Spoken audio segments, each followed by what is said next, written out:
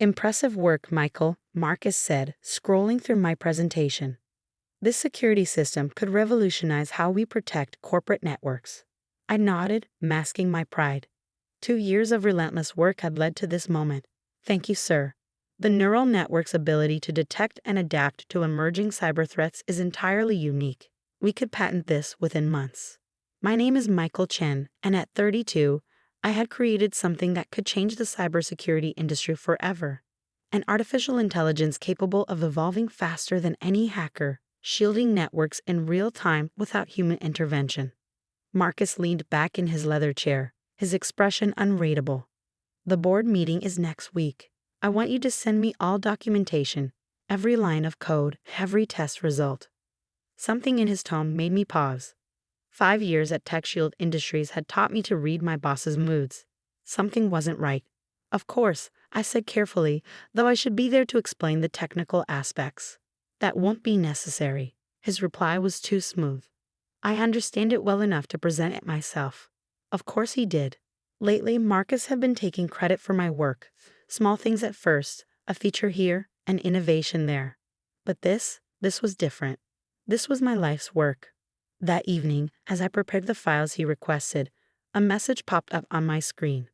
Sarah, HR, emergency meeting. Tomorrow, 9:00 a.m. mandatory. I leaned back, my mind racing. Pieces clicked into place. Marcus wouldn't dare, would he? The next morning, I stepped into the conference room to find Marcus, Sarah, and 2 security guards waiting. Michael, Marcus said, not even bothering to disguise his smirk. We've discovered some concerning behavior, unauthorized use of company resources, working on personal projects during company hours. I remained silent, watching him lay his trap. Furthermore, he continued, savoring every word, he violated your contract by developing competing technology while employed here. As per company policy, all your work belongs to TechShield. Effective immediately, we'll be taking control of the project. I exhaled slowly. You mean you'll be taking control? His grin widened. Pack your things. Security will escort you out. Through the office window, I saw him rehearsing his boardroom presentation, already basking in his stolen triumph. He thought he had won. Thought he had erased me with a few manufactured accusations. What he didn't know was that I had seen this coming months ago. The AI had an undocumented feature, a hidden protocol buried deep in its neural pathways. A trigger set to activate exactly 30 days after deployment. That night, in my apartment, I opened my laptop, accessing the hidden backup server. Every conversation with Marcus, every stolen idea, every manipulated report, and most importantly, every change he had made to my code after stealing it. A message popped up from Tom in it. Tom, he's already modifying the base code, trying to make it look like his work, just like you said he would. I smiled. Marcus was so busy erasing my fingerprints, he didn't realize he was setting off the countdown himself. In 30 days, when the system went live for the board, it would do exactly what it was designed to do, expose every security threat to the company, including the one sitting in the CEO's office. For weeks, I watched from a distance as Marcus prepared to unveil his revolutionary AI system. Tom kept me updated on every change, every attempt to erase my name. He's completely rewriting the documentation. One of Tom's messages read, "Erasing all traces of you," but he doesn't understand half the architecture. He's making mistakes. Perfect. Every sloppy modification Marcus made only reinforced the hidden protocol I had embedded deep within the system. Like a digital immune response, it would recognize and expose any unauthorized interference, along with the one responsible. 20 days after my firing, I received an unexpected visitor. Sarah from HR stood at my apartment door, glancing over her shoulder before stepping inside. "Michael," she said, lowering her voice, "I need to tell you something about Marcus."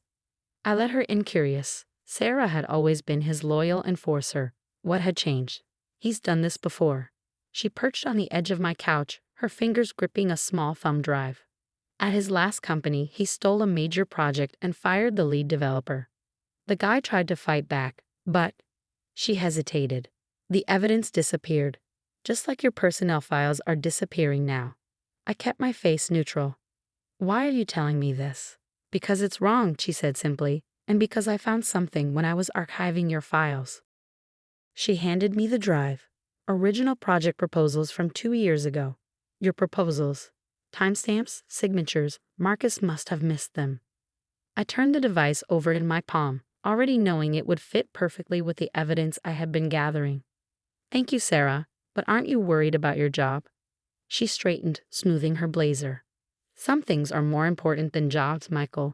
Then, after a pause, she added with a small smile. Besides, I already have interviews lined up. What Marcus is doing isn't just unethical, it's illegal. After she left, I checked my hidden server. 10 days until activation. Marcus had scheduled a board presentation for exactly 30 days after my firing. He wanted to establish ownership of the project as quickly as possible.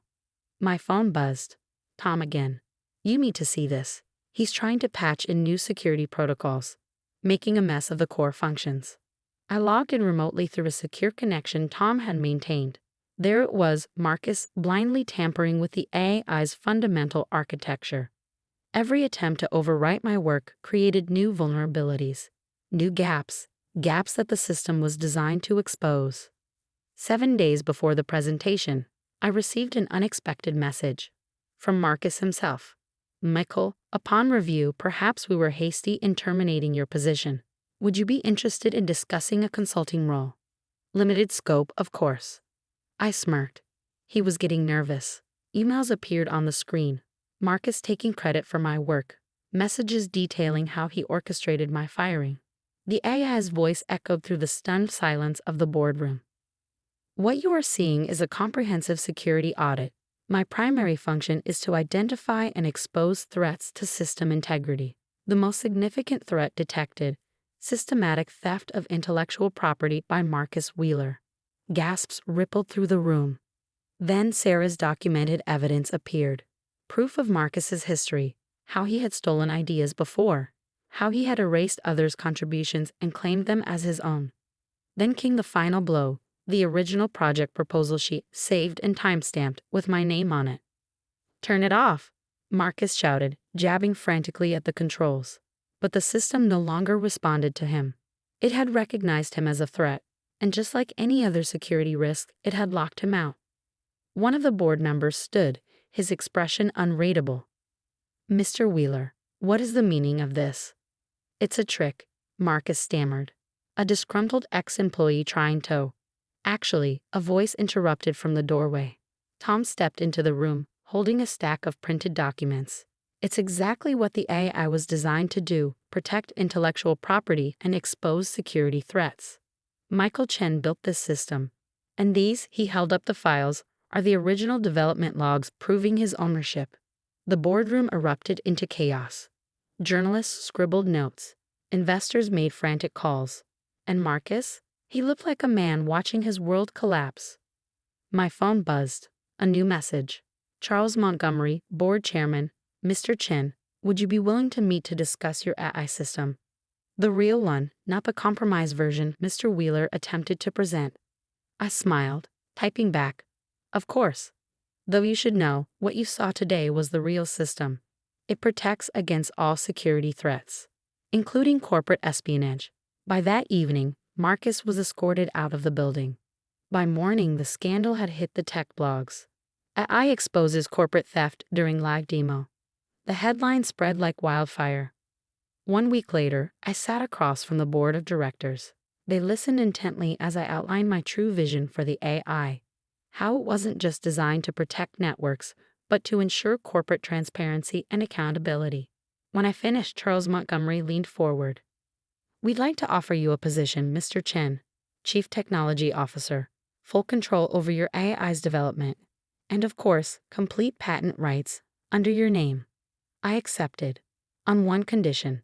Tom would head my development team, and Sarah would lead a new corporate ethics division. Charles smiled. Done. As for Marcus, last I heard, he was facing multiple lawsuits, not just from TechShield, but from his previous companies. The AI hadn't just exposed his theft of my work. It had revealed a pattern of deception spanning years. Sometimes revenge isn't about destruction. It's about letting the truth reveal itself at exactly the right moment. Now, when I pass by my new office, Marcus's former office, I think about something my father used to say. Intelligence without integrity is just a weapon pointed in the wrong direction. Marcus thought he was stealing a weapon. Instead, he armed it against himself. The AI system is now an industry standard. It doesn't just protect against external threats, it stops the internal ones too. And every time it exposes another corporate thief, I remember that moment in the boardroom. Marcus's face when he realized the truth. He spent so much time trying to erase me from my own creation. He never realized that my real signature wasn't in the documentation. It wasn't in the code comments. It was in the heart of the system itself, an unshakable commitment to exposing the truth. Because sometimes the best security system isn't just about protecting data. Sometimes it's about protecting what's right.